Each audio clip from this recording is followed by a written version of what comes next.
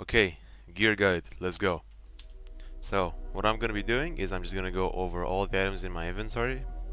As you can see, there's a few items here ranging from very expensive to no, not very expensive, but beware guys, the total cost of all the items I have are over 20 billion coins, which is a fuck ton. So beware, if you are trying to get into maging, you're gonna be spending a lot of money. Alright, well, we start with the Dark Claymore.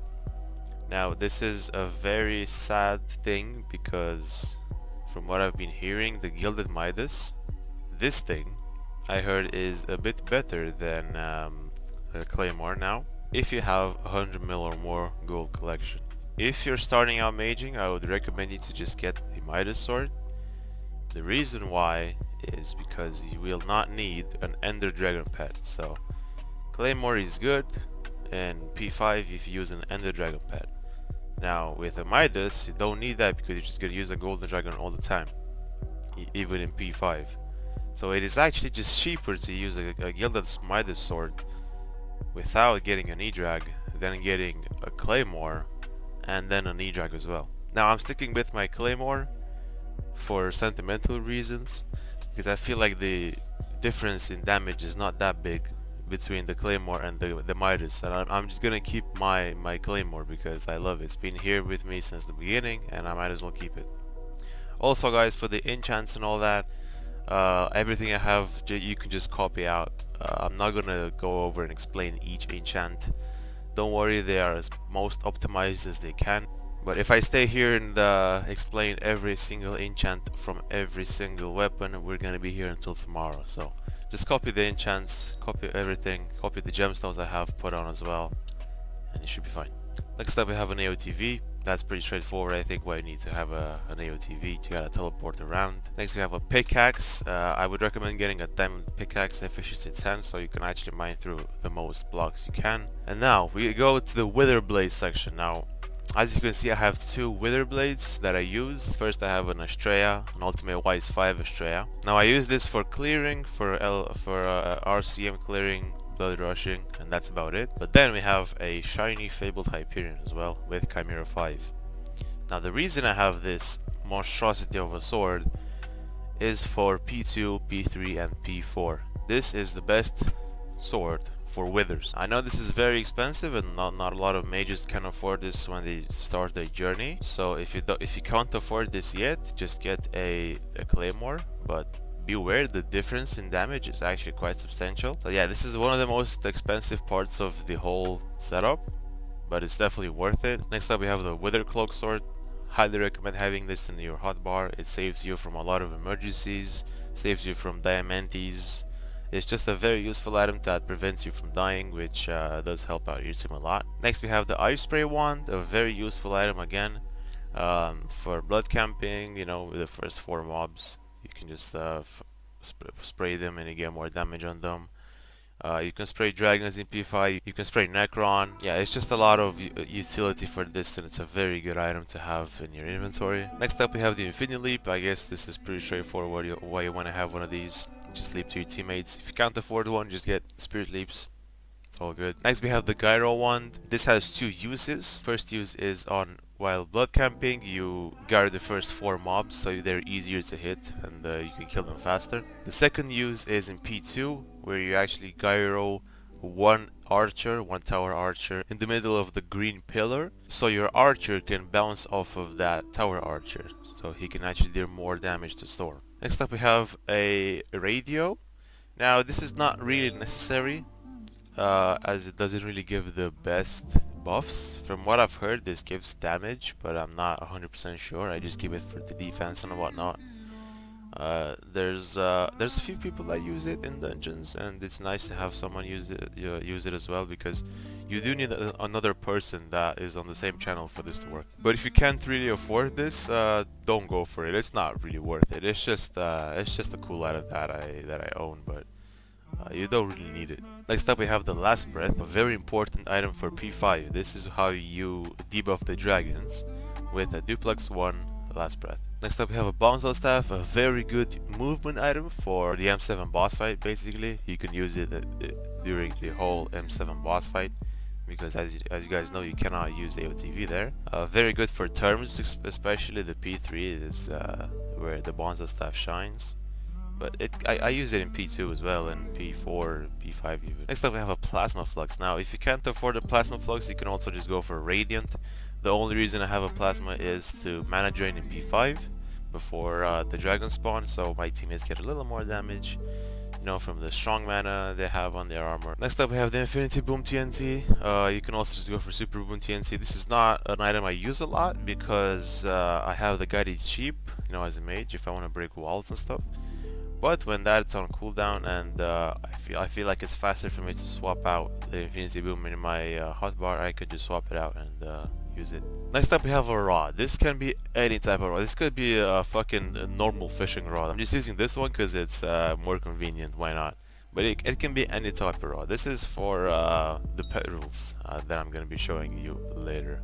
Next up we have the Ragnarok Axe. So this is a Chimera 5 Ragnarok Axe. This is a very good source of damage. There's, you know, a few spots that you have to use this axe to get the buff. If you watch my POVs, you probably can figure out the spots and the moments where you can use this Ragnarok Axe. It gives a lot of damage. It's very good. I highly recommend getting it. A lot of people are saying like, is it worth for me to get this Chimera 5 Rag Axe? Yes, it is. It's a lot of damage. I highly recommend you to get one. You also have Twilight Arrow Poisons and a few arrows. This is for debuff as well. Some people don't have arrows in their inventory. They have them in the quiver, but I prefer having them in the inventory so my bow doesn't flop. Next up we have the Thunder Bottle. You may wonder, what the hell does this do? Well, it doesn't do anything but to give you more money. Alright, so this is a very good item to just have for extra money. You can fill these up in M7. They fill up in like 3 or 4 runs, I think.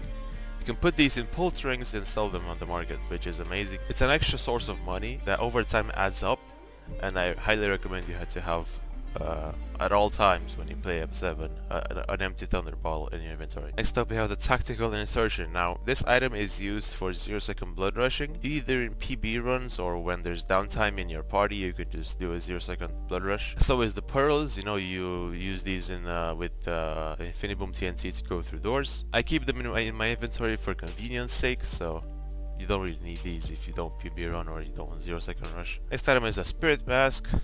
You could also use a Bonzo Mask.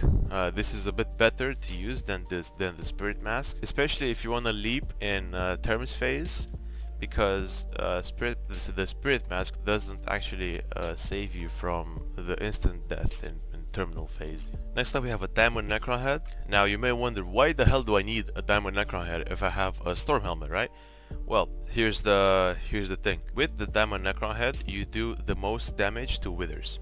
So this combined with this Chimera 5 Hyperion deals the most damage in P2, P3 and P4. Last but not least we have a pair of Spring Boots. Now these are auctionable finally. You don't need to do any co-op weird stuff to add someone that has bingo points or whatever to get them. You can just buy them off AH. They're 320 million, which is pretty expensive if you ask me, but they're 100% worth it. This makes getting crystals so easy. It's just a very convenient item. You know, if you don't have the money for this, you can just use a Jerry Machine Gun. Okay, that's the items. Let's go over armor and equipment now. So let's start with the 2 sets of armor that I use. I use a full Ancient Storm armor first of all. This is for my LCM tasks. These are the enchants and all the whatever. It's almost maxed out. I don't have G7 P7 on it, but I'm not gonna do with that. And then we have a set in Necrotic with Loving Chestplate and Wither Goggles. I have Refrigerate 4 on one piece. I don't know if it goes up to 5. It might go up to 5 and I might be slacking here. I have a piece on Last Stand as well, and the other 2 on Legion. Now this is just for blood rushing. This is the only time I use this set. Then I swap out to my Ancient Storm set for LCMing. In terms of equipment, this is the equipment I use. I have Dominance 9 on 3 of my pieces. Also Mana Pool 8 and Mana Pool 9 on the necklace and the gauntlet. I use Speed 9 on this one. I'm also using a Shadow Assassin Cloak, which gives you the most strength. This is a very good item for the price, so I I highly recommend you getting it. Alright, now we have a few more things to talk about. We have to talk about pets now. So I'm using a double golden dragon setup. I'm using one G-Drag with Shelmet for I don't know, rushing. For up until P5 I'm just using this one. Then for P5 I use the Antique Remedies G-Drag. This actually just has two uses.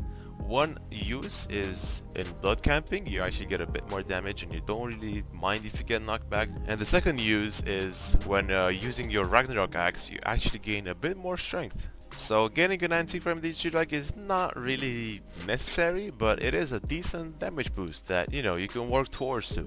Now again, I'm using an Ender Dragon, but if you have a Gilded Midas, you don't really need this, but if you don't, you can just get an Ender Dragon and use it in P5 for the most damage.